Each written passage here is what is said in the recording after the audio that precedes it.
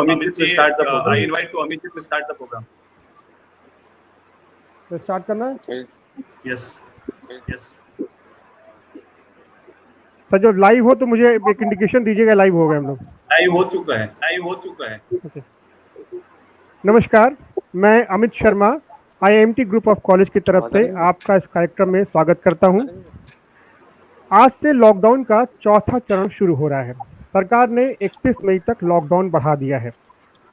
हालांकि इस बार के लॉकडाउन में छूट और रियायतें पहले से ज़्यादा मिली हैं, लेकिन इन रियायतों का मतलब ये नहीं कि कोरोना का खतरा कम हो गया है। दरअसल कोरोना का खतरा पहले से ज़्यादा बढ़ गया है। ताज़ा आंकड़ों की बात करें तो पिछले 24 घंटों में 4,987 लोग कोरोना से संक्रमित हुए हैं। साथ ही पिछले 24 घंटों में कोरोना से मरने वालों की संख्या 120 रही है। जाहिर सी बात है कि कोरोना का खतरा पहले से बढ़ रहा है। कोरोना के तेज होने की रफ्तार पहले से ज़्यादा बढ़ रही है। ऐसे में सरकार के सामने दोहरी चुनौती है। पहली चुनौती कोरोना के खिलाफ लड़ाई को मजबूती से जारी रखने की और दूसरी चुनौती आर्थिक गतिविधियों को जारी करने की है। जिम्मेदारी हमारी और आपकी भी बढ़ी है। हाइजीन और सोशल डिस्टेंसिंग का पालन सख्ती से करने की ज़रूरत है। मुझे इस मौके पर एक शेर याद आ रहा है, वो ये कि मुझे एक शेर याद आ रहा है कि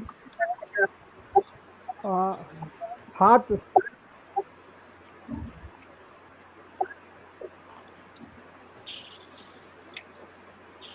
जी एक शेर मुझे याद आ रहा है कि कोई हाथ भी न मिलाएगा जो गले मिलोगे तपाक से।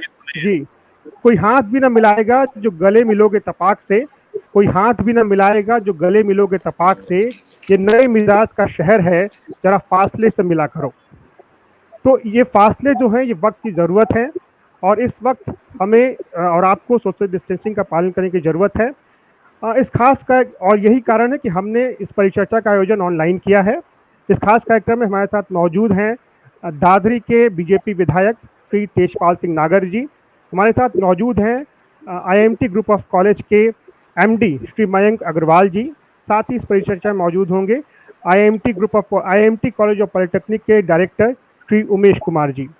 सबसे पहले मैं अपने MD श्री मयंक अग्रवाल जी का स्वागत करता हूं और उनसे ये नम्र निवेदन करता हूं कि वो विधायक जी का स्वागत करें और साथ ही ये बताएं कि कोरोना के खिलाफ जो लड़ाई लड़ी जा रही है उसमें IIMT ग्रुप ऑफ कॉलेज अपनी भूमिका कैसे निभा रहा है। जी बहुत बहुत धन्यवाद अमित जी। मैं सर्वप्रथम तो इस कार्यक्रम में हमारे लोकप्रिय विधायक करता हूँ। तेजपाल नागर जी का IIMT परिवार को हमेशा मिलता रहा है और हमने जब भी आपसे कोई सहायता मांगी है आपका आशीर्वाद IIMT के पूरे परिवार को हमेशा आपने पूरी बाहें फैला के और मैं विश्वास करता हूं कि आगे भी इसी का हमें प्राप्त होता रहेगा। आज का विषय प्रदेश सरकार की चुनौतियां। निश्चित हमें विश्वास है जब वहाँ योगी जी इतने बड़े काम कर रहे हैं, हमारे विधायक जी इतने एक्टिव मोड में पूरे जनगणना का दायित्व निभा रहे हैं और उत्तर प्रदेश जो कि इतनी बड़ी आबादी वाला देश है, उसमें माननीय योगी जी ने पूरे प्रदेश संभाला हुआ है और उधर हमारे विधायक जी ने नोएडा का पूरा नेतृत्व कर रहे हैं और आपके नेतृत्व में पूरा ग्रेटर नोएडा इसका मैं विधायक जी को बहुत बहुत साधुवाद देता हूँ और आपके कुशल नेतृत्व में मुझे और परिवार को विश्वास कोरोना से लड़ेंगे और कोरोना पर IIMT परिवार भी क्राइसिस में बहुत बड़ा योगदान दे रहा है। स्टाफ कोरोना की सजग है, हम संदेश पहुंचा सकते हैं, अपने माध्यम से कोशिश कर रहे हैं, और अभी पिछले दिनों मैं बताना भी चाहूंगा कि पिछले दिनों करीब 4 से 5 व्यक्तियों का, जरूरतमंद लोगों का IMT परिवार द्वारा बनाया जा रहा था, और जो IMT परिवार के अध्यापकों और छात्रों सकते हैं पूरा हमेशा तत्पर है, हमें कोई भी मदद है, हमें कोई भी मदद के लिए बताएं, हम हमेशा मदद करने के लिए तैयार हैं। आज हम यहाँ पर सुनने के लिए उपस्थित हुए हैं, ज्यादा से उपस्थित हुए हैं, की कोशिश की वाणी हम सबको सुनने के मिले, प्रार्थना करते हैं। जी, बहुत बहुत शुक्रिया एमडी सर।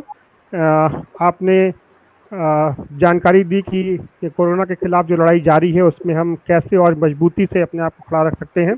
साथ ही आपने ये भी बताया कि IMT ग्रुप ऑफ कॉलेज किस तरह से इस लड़ाई में अपनी भूमिका निभा रहा है, और विधायक श्री तेजपाल नागर जी का आपने स्वागत किया, बहुत बहुत धन्यवाद आपका।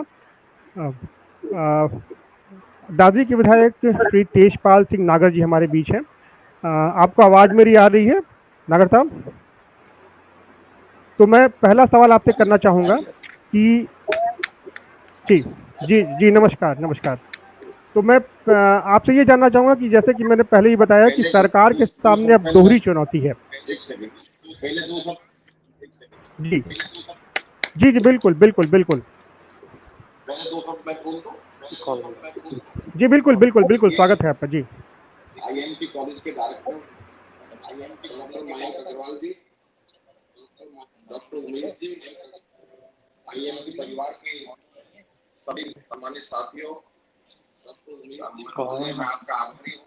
IMT परिवार के आपका मेरी बात सुनने के लिए आज आपने वीडियो कॉन्फ्रेंसिंग की, और ये जो IMT कॉलेज है इससे इसकी वजह से मेरे दादरी विधानसभा क्षेत्र में मैं अपने आप को बहुत गौरवान्वित समझता हूँ।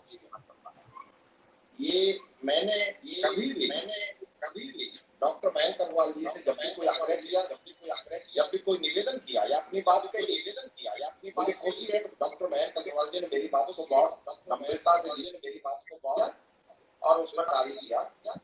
आपका ये इंस्टीट्यूट, आपका ये IMT कॉलेज अच्छी तरह से फलता फूलता रहे, इससे हमारी ग्रेटर नोएडा की शान बढ़ती है। आपका मेरठ में भी कॉलेज आपके IMT कॉलेज आपने यहाँ आकर के IMT कॉलेज ग्रेटर नोएडा में शुरू किया, इससे हमारी हैसियत बढ़ी, इससे ग्रेटर नोएडा की पोजीशन बढ़ी। मैं अपने डायरेक्टर डॉक्टर मयंक अग्रवाल जी का, उमेश जी का, डॉक्टर उमेश जी का और IMT परिवार का बहुत जैसे आभार व्यक्त करता हूं। जी बहुत बहुत धन्यवाद नागर जी। जी बहुत बहुत धन्यवाद नागर जी। ये आपने बताया कि जैसा कि आपने बताया कि वाकई IMT ग्रुप ऑफ कॉलेज जो है वो शिक्षा के क्षेत्र में नई ऊंचाइयां छू रहा है, और उसकी कोशिश यही होती है कि जो शिक्षा का के जो नए आयाम हैं उनको पाया जाए, और जो छात्र हैं उनको एक उच्च स्तरीय शिक्षा प्रदान की जाए।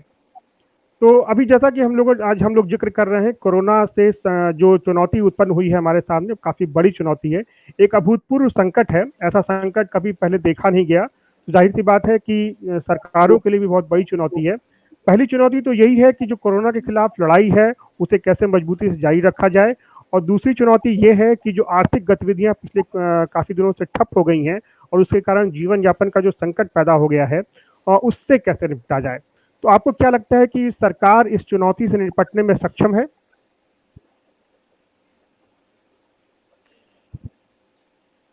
देखिए डॉक्टर उमेश जी, हमारी भारत की सरकार माननीय मोदी जी की सरकार और उत्तर प्रदेश में माननीय योगी जी की सरकार, उत्तर प्रदेश की आबादी 30 करोड़ की लगभग है, और 23 करोड़ की आबादी को हमारे देश के तपस्वी यशस्वी मुख्यमंत्री उसकी सुरक्षा के लिए कितने प्रतिबद्ध है, ये आप सबको दूरदर्शन के द्वारा, अखबारों के द्वारा आप सब देख रहे हैं, पूरा देश देख रहा है।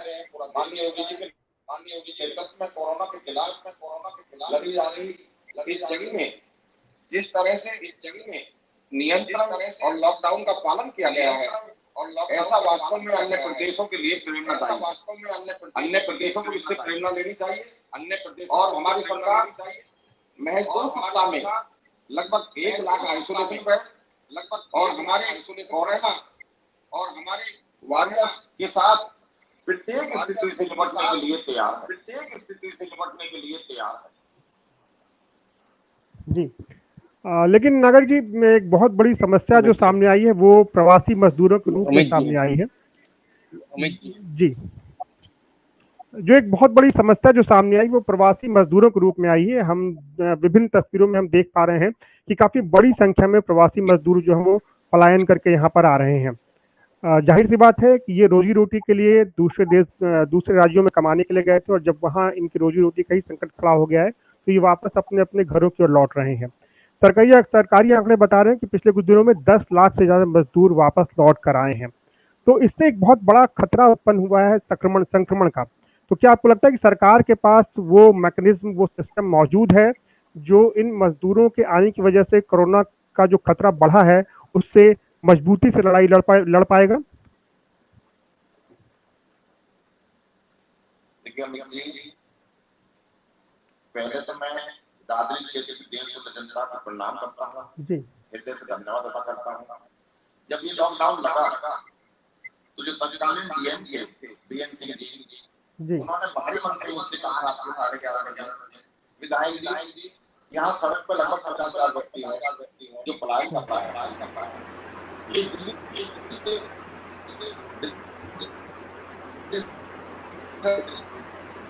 हमारे दादरी विधानसभा से होकर नोएडा विधानसभा से होकर उन्होंने कहा था कि खाने की व्यवस्था होनी चाहिए।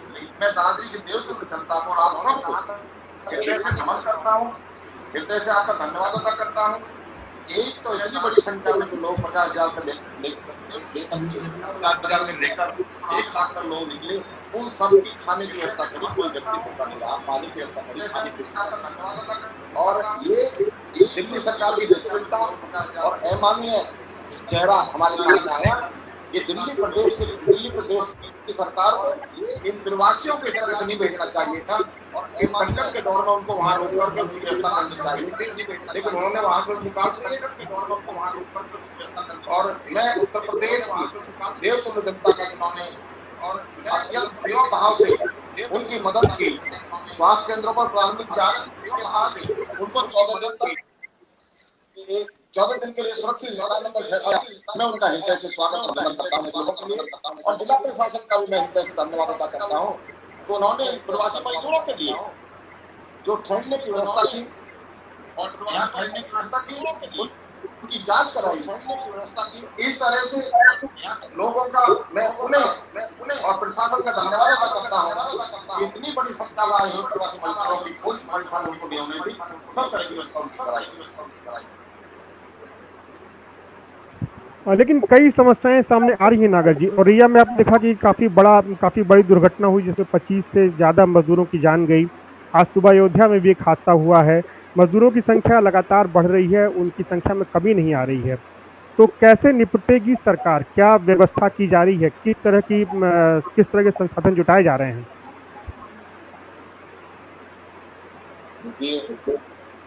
हमारी सरकार मैं दादरी शहर की बात करता हूँ।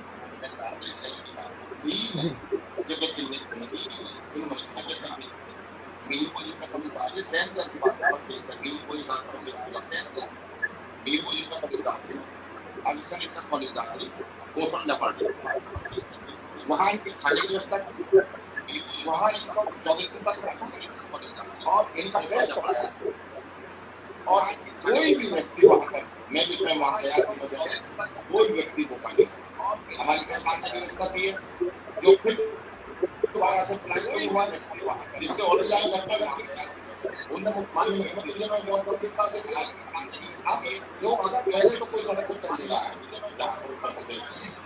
अगर सड़क पर आ रहे हैं तो उसको बसों में बिठा करके जो क्वारंटाइन रखने की स्थान किए हैं, शेल्टर स्थान किए हैं, वहाँ पर उनको भेजा जाता है, खाने की व्यवस्था की जाती है और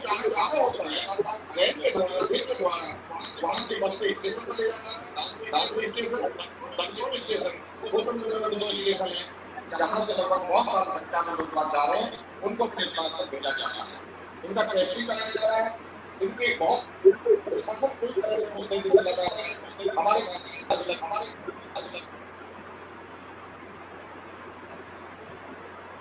लगता है कि संपर्क स्पर्श टूट रहा है जी। मैंने कोर्ट के पुल पर मेरी जगह चुनी, मैंने कोर्ट के पुल पर मेरे लोग जा रहे थे, उनको खाने की व्यवस्था करी। जब मैं वहाँ गया, अब वहाँ मुझे कल कोई नहीं मिला, तो हमने उनको खाना बनवाया था। वो हमने खाना जब दादरी स्टेशन से प्रवासी मजदूर जा रहे हैं, हमने वहाँ खाना पहुँचवाया, हमने वो खाना वहाँ दिया। अब सड़क पर कोई नहीं जाना है प्रवासी मजदूर, तो हमने सारी व्यवस्था करी है, उनको बसों की व्यवस्था करी है। अभी याद मैंने गुजरात में हमारे याद है, गुजरात के लोगों ने रेल से टिकट बुक किया गुजरात जाने के लिए, शाम को उनकी 5 बजे तक ट्रेन है। अभी हम 4 बजे करें, मैं हमारे दादरी की जनता और गुजरात का छुट्टी बाकी, हमने अपने पास से बस और बस करके जो टिकट थे उसका पास बनवाया, और अभी हम उनको दादरी पैसे को सरकार उन्हें नई दिल्ली में हम ऐसे प्रवासी मजदूरों का पूरा ध्यान रखें। हमारी सरकार बिल्कुल सफल, हमारे कार्यकर्ता बिल्कुल सफल है। भाजपा के सब लोग जो जिम्मेदारी है या नहीं है वो सब नहीं करते।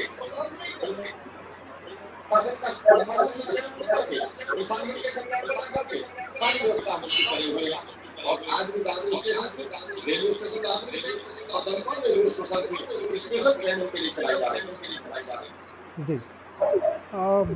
एक और जो समस्या बड़ी सामने आएगी जो इनके प्रवासी मजदूरों के यहाँ आने के बाद से, जैसा कि सरकारी आंकड़े भी बता रहे हैं कि पिछले कुछ दिनों में 10 लाख से ज़्यादा प्रवासी मजदूर वापस लौट करके आए हैं।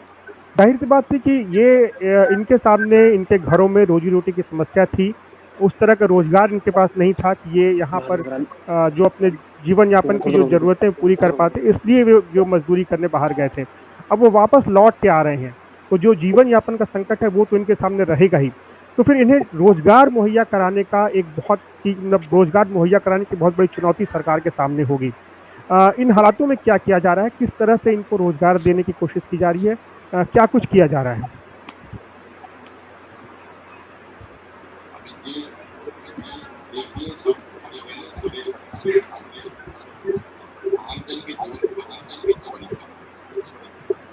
मोदी जी ने अपने प्रत्येक संबोधन में देश को संबोधित किया कि जान है तो जान है, लेकिन अगर रोजगार की बात की जाए तो लॉकडाउन उसके बाद आपने देखा कि सीमित उद्योगों को सीमित भेदभाव के साथ काम करने के मध्य प्रदेश सरकार ने माननीय योगी जी ने निवेश की दृष्टि से निवेश को हमारे विधानसभा में वर्तमान सर्वोच्च स्थिति में है। विभिन्न औद्योगिक इकाइयां पिछले 3-4 साल में जहां सामने हुई है, सब कुछ सामान्य रूप से अभी वो सभी इकाइयां चला दी जाएंगी। मैं समझता हूँ उसके बाद समस्या नहीं होगी। मजदूर वर्ग का जो मनरेगा के तहत 20 लाख लोगों को रोजगार देने का प्रधानमंत्री सरकार ने किया है, और साथ में जो लोग हैं 2000 काम भी माननीय योगी जी सरकार ने हमारी सरकार योगी मजदूरों के प्रति प्रवासी और कंपनियों और समय पर जब उनको आवश्यकता होती है इस तरह के खाने की माननीय मुख्यमंत्री के साथ और मंत्री जी के साथ ये प्रवासी मजदूर भूखे न रहे, बेरोजगार न रहे, इसके लिए जैसे जैसे स्थिति आती जाएगी अमित जी, मेरे भी कुछ सवाल हैं हमारे एमडी श्री मयंक अग्रवाल जी भी हमारे साथ हैं। सर, मैं आपसे भी जानना चाहूंगा कि इन हालातों में रोजगार,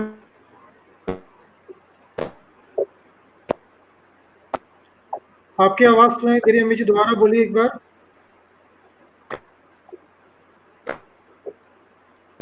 मुझे लगता है कि उनकी आवाज नहीं आ रही है सर।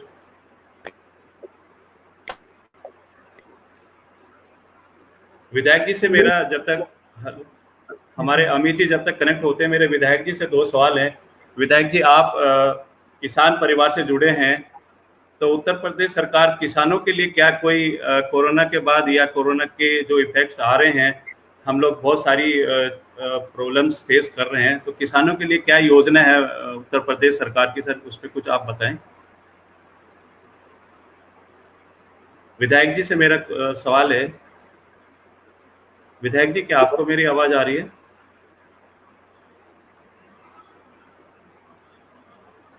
अमित जी, आप एमडी सर हमारे साथ जुड़ चुके हैं, उनसे अपना सवाल पूछ सकते हैं जब तक हमारे विधायक जी कनेक्ट होंगे। अमित जी, आपकी आवाज मैं नहीं सुन पा रहा हूँ।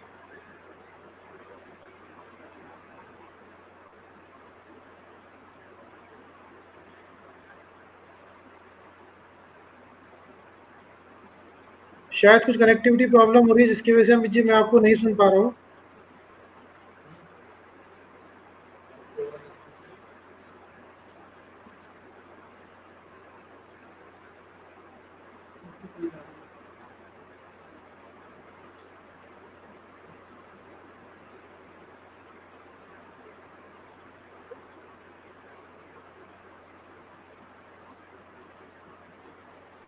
विधायक जी हमारे बीच में आगे हैं। विधायक जी आपको मेरी आवाज आ रही है?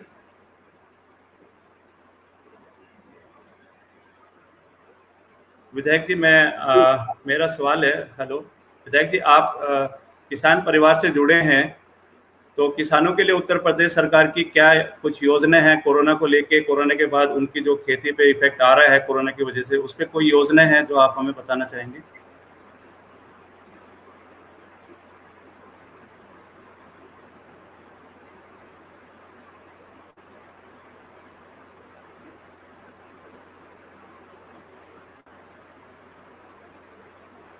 हमें लगता है कि कुछ टेक्निकल प्रॉब्लम चल रही है, जिससे कि विधायक जी की आवाज़ हमें तक नहीं आ रही है और ना ही हमारी आवाज़ वहाँ तक जा रही है।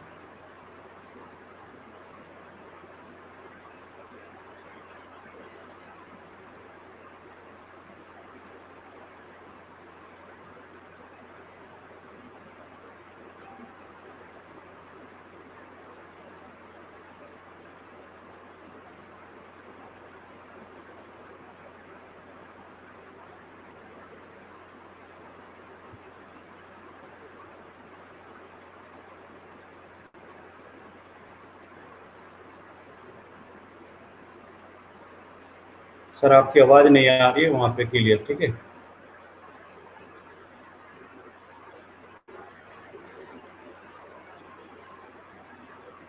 हेलो हेलो विधायक जी, अगर आपको मेरी आवाज़ आ रही है तो मेरे 2-3 सवाल आपसे हैं।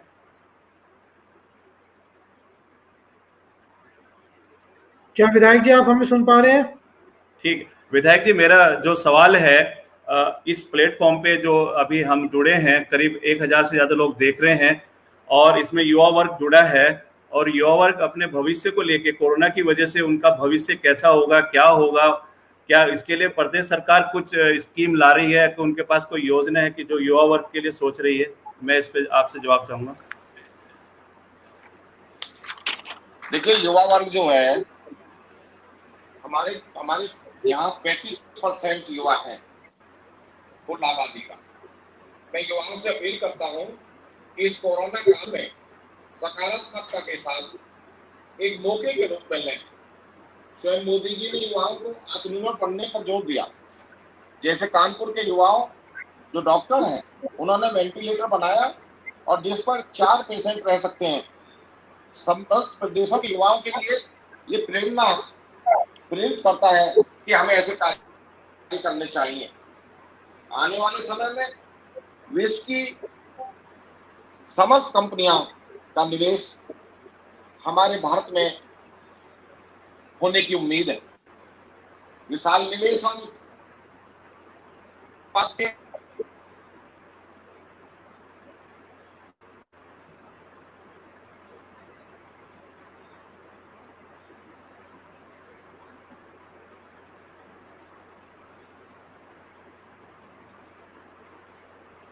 हमें फिर से लगता है कि विधायक जी की नेटवर्क प्रॉब्लम या कनेक्टिविटी प्रॉब्लम हो रही है, आवाज़ नहीं आ रही है। देखिए, मेरी आवाज जी आ रही है सर, आ रही है अब। जी जी जी आ रही है सर। अच्छा, मेरी आवाज आ रही है तो मैं दोबारा से आपको उत्तर देता हूँ। जी जी आ गई सर, आप प्लीज बताएं सर कि व्यक्ति, और मैं युवाओं से अपील करता हूं कि इस कोरोना काल को सकारात्मकता के साथ एक मौके के रूप में लें। स्वयं माननीय मोदी जी ने युवाओं को आत्मनिर्भर बनने पर जोर दिया। जैसे कानपुर के युवा डॉक्टरों ने एक वेंटिलेटर बनाकर समस्त प्रदेश के युवाओं को प्रेरित करने का कार्य किया। आने वाले समय में विश्व की समस्त कंपनियां का निवेश का क्षेत्र भारत होगा और विशाल निवेश और उत्पादन के साथ भारत एक नई शक्ति बनकर उभरेगा, ऐसा मेरा विश्वास है। और जब ये विशाल शक्ति बनकर उभरेगा और निवेश का केंद्र भारत होगा तो युवाओं को रोजगार मिलेगा। जो मोदी जी की और जो माननीय योगी जी की सोच है कि हमारे युवाओं को रोजगार मिले तो उनका सपना साकार होगा। और युवाओं के लिए बहुत अच्छी सूचना, बहुत अच्छी खबर ये है। बहुत बहुत धन्यवाद सर, आपने इस सवाल का जवाब दिया। मेरा एक सवाल और है कि आप अपनी जो क्षेत्र की जनता है उसके लिए क्या उपाय, क्या आप प्रयास कर रहे हैं सर, ताकि वो कोरोना से बचे रहें? देखिए, हमारे जो क्षेत्र की जनता है, मैं उन सबको जागरूक कर रहा हूँ कि वो जो सोशल डिस्टेंस है, जो लॉकडाउन है, उसका पालन करें, सोशल डिस्टेंस बनाए के रहें। मैंने स्वयं मास्क बनाए, मास्क पहने और साबुन से हाथ धोएं। इसके अलावा दादरी, इसके अलावा रोजाना मेरे द्वारा रसोइयों से लगभग 5500 मोदी किचन मैंने वो किचन खोल रखी है और उसमें दादरी में है, बादलपुर में है, चिपकाने में, ग्रेटर नोएडा में है, वेस्ट में है, नवादा में है और ग्रेटर नोएडा पुलिसरा में है, सदरपुर में है, सेंद्रा में है, एक्सप्रेसवे में। ये तो मेरे द्वारा और मेरे साथियों के द्वारा चलाई जा रही है, हमारे संगठन के द्वारा चलाई जा रही है, माननीय डॉक्टर महेश शर्मा जी के द्वारा चलाई जा रही है और जिला प्रशासन के नोएडा के द्वारा, ग्रेटर नोएडा के द्वारा और तहसील जिला प्रशासन के द्वारा, कलेक्ट्रेट के द्वारा ये इस तरह से उनको जो लोग हैं उनको खाने की व्यवस्था की जा रही है। मेरे क्षेत्र में एक भी व्यक्ति भूखा नहीं सो रहा है, सबको खाने और पानी की व्यवस्था की जा रही है। इसके अलावा बहुत सारी रसोइयां और चलाई जा रही हैं और इस तरह से लगभग 4000 मोदी किट हमने, जिसमें 5 किलो आटा है, 5 किलो चावल है, 3 किलो आलू है, 2.5 किलो दाल है, 1 किलो चीनी है, 1 लीटर रिफाइंड है, हल्दी है,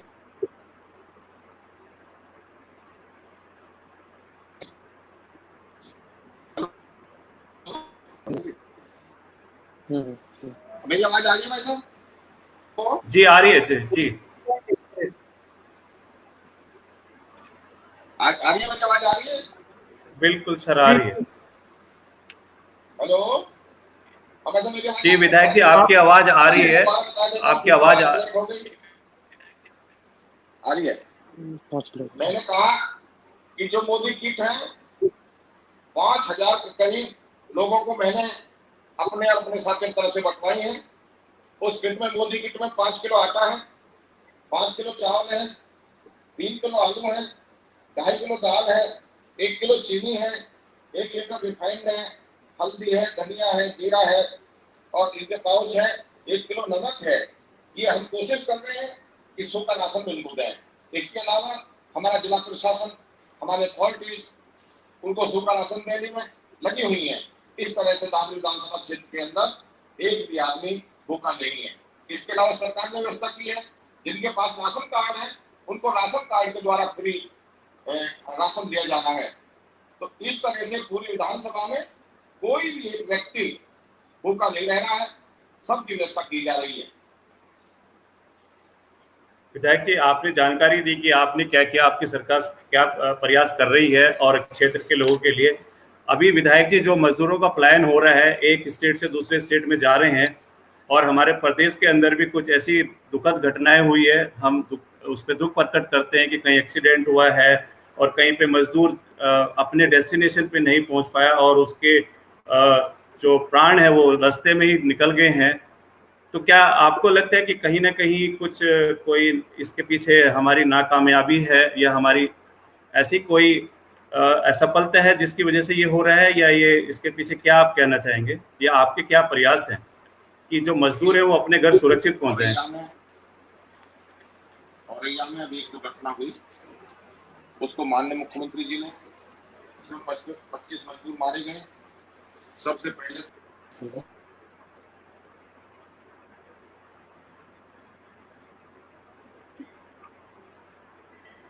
हमेशा आगे भी आवाज जी आ रही है सर, जी आ रही है सर। आप बोलिए। मैं आगे बाहर आ गया।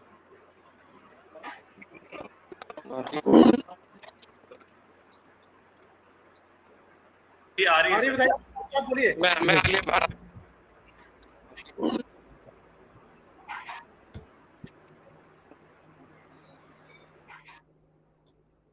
आपको आवाज आ रही है? जी चलिए, आप जानकारी दे रहे थे कि किस तरीके से आप अपने क्षेत्र में लोगों की मदद कर रहे हैं। एक और बात जो आपने कही कि अभी की सोशल डिस्टेंसिंग बहुत महत्वपूर्ण है। दरअसल मैं इससे कहूँगा कि सोशल डिस्टेंसिंग से ज़्यादा फिजिकल डिस्टेंसिंग वर्ड ज़्यादा अप्रोप्रिएट है। तो एक और जो बात बहुत महत्वपूर्ण बात जो सामने आई है वो ये कि ऐसे समय में ज़रूरी है कि अपनी इम्यूनिटी हम लोग बढ़ा करके रखें। जी, आवाज़ तो आ रही है आपको? जी जी, आवाज़ तो आ रही है भी आपको? विधायक जी, आवाज़ आ रही है? संपर्क की दिक्कतें सामने आ रही हैं। हम अभी फिर से कोशिश करेंगे कि उनसे बातचीत हम दोबारा शुरू कर पाएँ। लेकिन जो एक बड़ा संकट हमारे सामने वो जो उभर करके आया है वो कोरोना की वजह से, वो वाक़ई बहुत ही अभूतपूर्व रहा है। क्योंकि इसके पहले कभी ऐसा देखा नहीं गया था, कभी ऐसा सोचा नहीं गया था कि इस तरह का संकट भी हमारे सामने आएगा जब दुनिया। जी, अब आ रही है आपको आवाज़? हाँ जी, आपकी आवाज़ आ रही है विधायक जी। आएगी जब आएगी। जी, आपको सुनाई पड़ रही है आवाज़? हेलो, भाई साहब मेरी आवाज आ रही है क्या? जी जी जी जी, आपकी आवाज़ आ रही है, बिल्कुल आ रही है। आपको हमारी आवाज़ आ रही है, सुनाई पड़ रही है?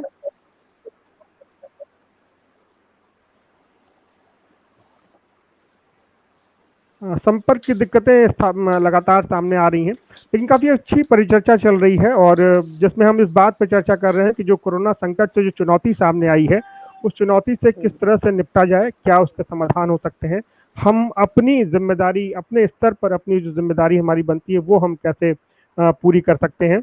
क्योंकि ये बहुत ही अभूतपूर्व चुनौती, अभूतपूर्व संकट है। इसके पहले ही बता रहा था कि ऐसा संकट न इससे पहले कभी देखा गया, न सुना गया। ऐसा तो जैसे फिल्मों में हम लोग देखते थे, इस तरह की चीज़ें, इस तरह की जो कहानियाँ होती थी, उस तरह की कुछ चीज़ है ये।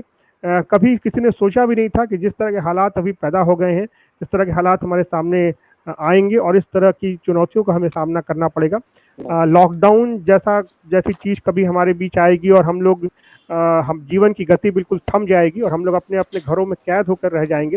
ऐसा कभी सोचा नहीं था किसी ने, लेकिन ये हुआ है और लॉकडाउन का चौथा चरण आज से स्टार्ट हो गया है। अमित जी विधायक जी आगे हैं, जी जी, विधायक जी, अब आपको आवाज आ रही है मेरी?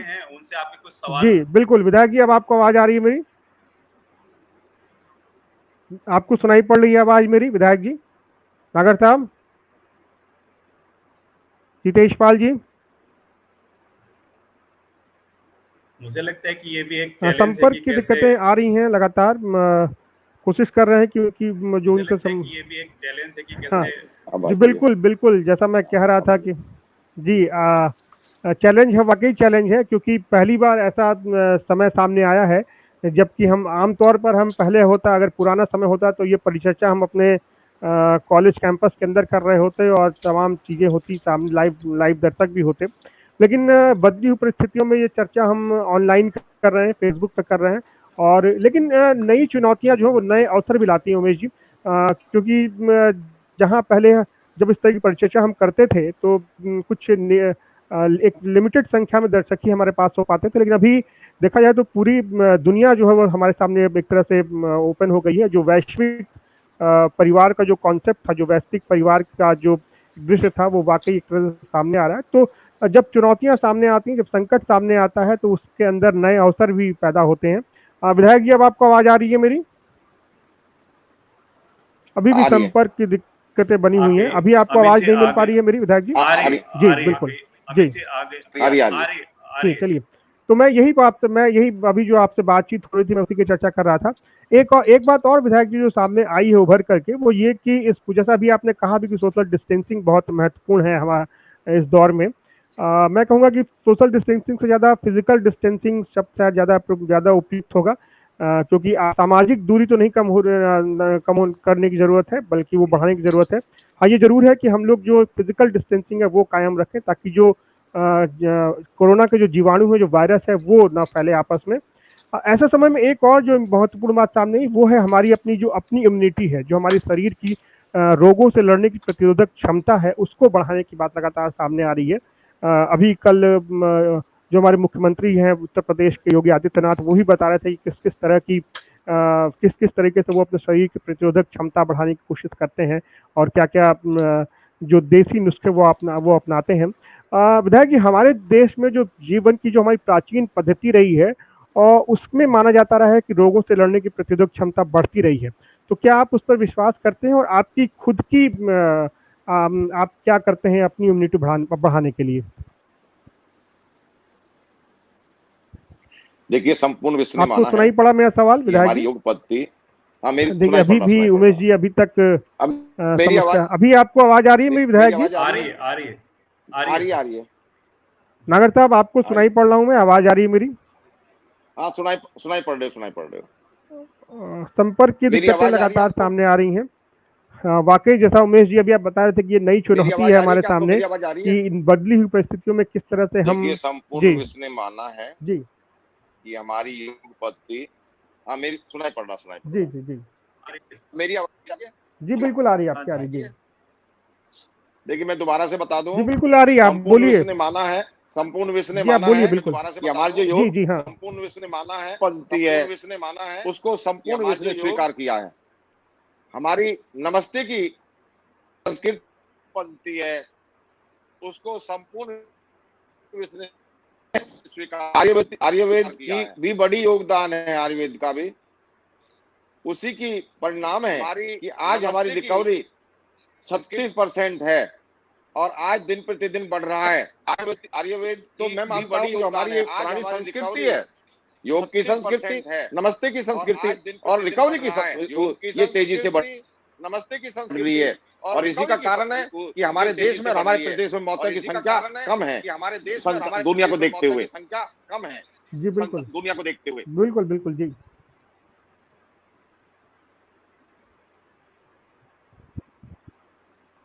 जी, आप क्या कुछ करते हैं नागर साहब? मैं जानना चाहता हूँ कि आप लगातार इस पूरे दौर में सक्रिय रहे हैं, लोगों के बीच आप रहे हैं और ऐसे में बचाव आपके लिए भी बहुत ज़रूरी है।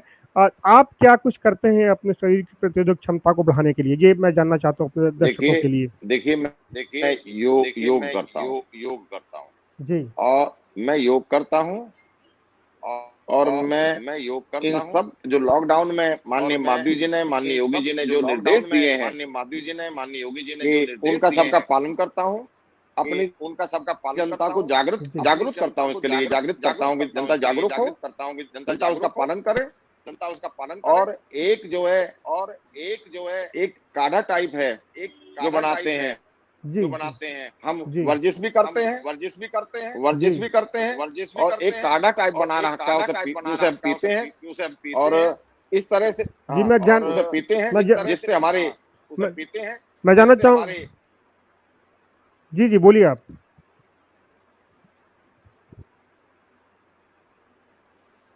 जी बोलिए, बताइए जो जो बता रहे थे आप। मैं वॉकिंग भी करता हूँ सुबह के टाइम, सुबह शाम दोनों टाइम। और मैं अपनी जनता से भी अपील करता हूँ कि आप भी सब ऐसा करें जिससे इसमें हम आसानी से बच सकें। और पूरे विश्व ने माना, हमारी इस पद्धति को पूरे विश्व ने माना है। और गरम पदार्थों, गरम पेय पदार्थ में का सेवन करता हूँ। जी जी, तो ये कुछ उपाय हैं जो नागर साहब अपनाते हैं अपने शरीर की प्रतिरोधक क्षमता को बढ़ाने के लिए। उमेश जी, आप भी कुछ पूछना चाह रहे थे विधायक जी से? अभी जो मेरी बात हो रही थी आपसे, तो आपने बताया था कि किस तरह से विधायक जी का जो बैकग्राउंड रहा है शिक्षक का, और किस तरह से उनकी भूमिका एक शिक्षक के रूप में भी रही है, उस बारे में भी आप कुछ बात करना चाह रहे हैं उनसे? बिल्कुल अमित जी, धन्यवाद।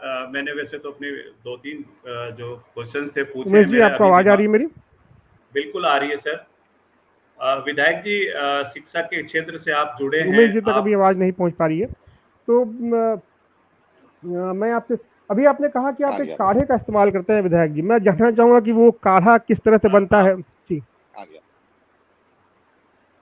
अमित जी, मेरी आवाज विधायक जी को आ रही उमेश है? सर, आप कुछ पूछना चाह रहे हैं? विधायक जी, आप शिक्षा, हाँ जी, हाँ हाँ, पूछिए अपना सवाल विधायक जी, पूछिए। आप शिक्षा क्षेत्र से जुड़े हैं, तो शिक्षा के लिए आप क्या चाहेंगे कि कैसे बच्चे अपनी पढ़ाई कंटिन्यू रखें?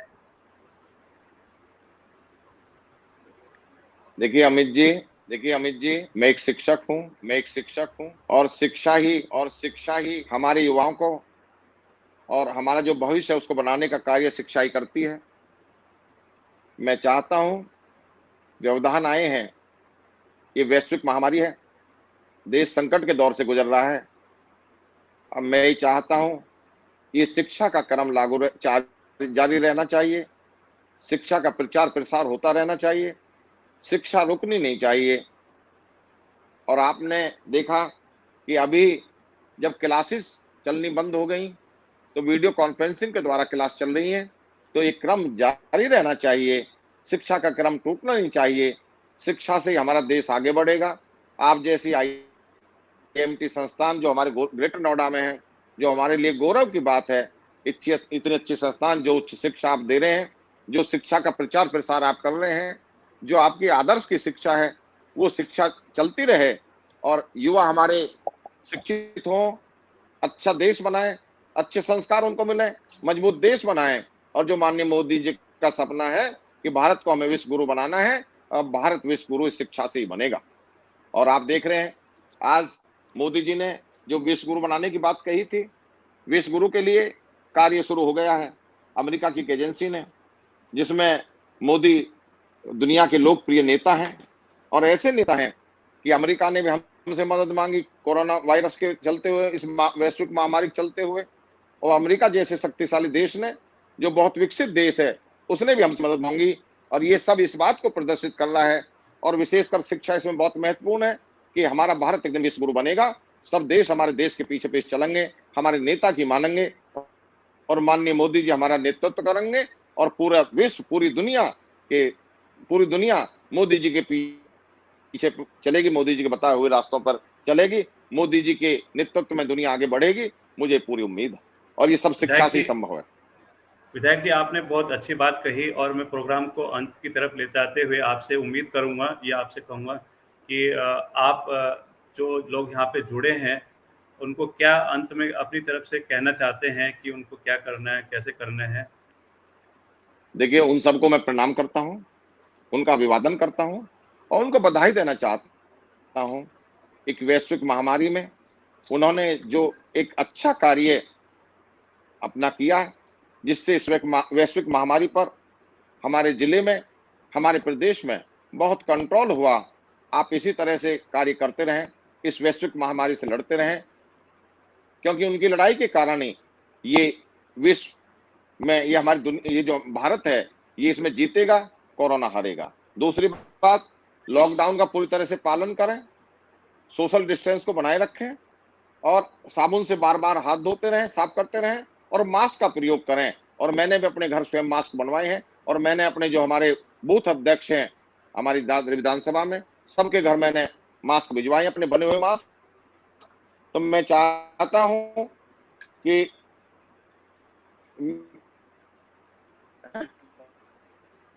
क्या मैंने अपनी चेतावनी सब इनका प्रयोग करें और अपनी जान को बचाएं, अपने आप को बचाएं, अपने परिवार को बचाएं, अपने मित्रों को बचाएं और इस वैश्विक महामारी से हम एक दिन निश्चित जीतेंगे। भारत जीतेगा, कोरोना हारेगा, यही मेरा संदेश है। आपका भी मैं बहुत हृदय से धन्यवाद अदा करता हूं कि आपने आज मुझे, मेरे साथियों के साथ मुझे सुनने का मौका दिया, मेरे साथियों को मेरी बात कहने का मौका दिया। मैं IMT परिवार का और पूरी तरह से हृदय, डॉक्टर साहब का, अमित जी का भी, मैं सबका, पूरे परिवार का बहुत हृदय से आभार व्यक्त करता हूँ।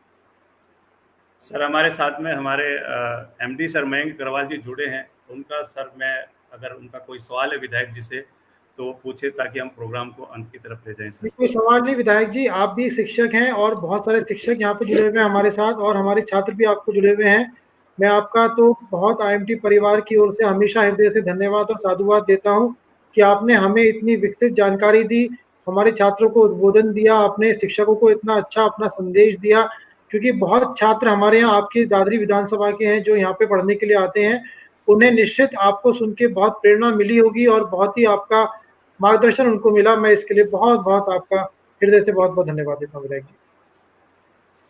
मयंक जी, मैं एक बात और कहना चाहूंगा। जी जी विधायक जी। मयंक जी, अभी हमारे शिक्षक कॉन्स्टिट्यूंसी के चुनाव, एमएलसी के चुनाव होने हैं, उसमें हमारे जी। प्रत्याशी श्री संत शर्मा जी खड़े हुए हैं।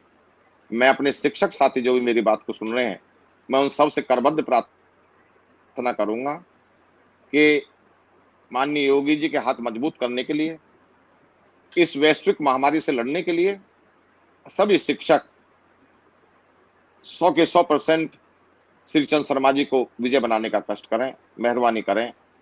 और जब ये बनेंगे तो हम और मजबूती से कोरोना से यहाँ से लड़ जाएंगे, हमारी एक साथी की और बढ़ोतरी हो जाएगी। और इन संस्थाओं के लिए, इन कॉलेजों के लिए, जो कॉलेज हैं और जो इनकी समस्या, शिक्षक समस्या होंगी, श्री चंद्र शर्मा जी ने बहुत आसानी से और बहुत कुशलता के साथ, क्योंकि उनने लंबा अनुभव है, वो उन्हें सुलझाएंगे। मैं ये भी अपील के साथ अपनी बात समाप्त करना चाहता हूँ, आपका आभार व्यक्त करना चाहता हूँ और श्री चंद्र शर्मा जी के लिए वोट मांगना चाहता हूँ। बहुत बहुत धन्यवाद। तो प्रोग्राम के अंत में मैं